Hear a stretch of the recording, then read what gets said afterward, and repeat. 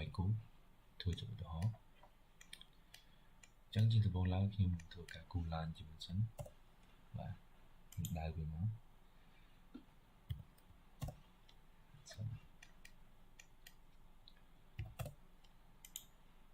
វាមានកម្ពស់30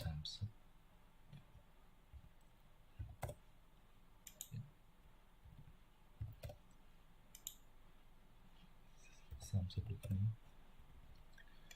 ហើយមួយទៀតធ្វើការគូដំបងសម្រាប់ដំបងខ្ញុំប្រើ two point នៅកន្លែងនេះវាមានភាពងាយស្រួលក្នុងការដៅហើយមួយទៀតគឺរង្វង់ខាងក្នុងបន្តមកទៀតខ្ញុំក៏តែវាយ command T on trim យើងកាត់កន្លែងណាដែលយើងត្រូវការតោះទេយើងបានរូបបែបនេះ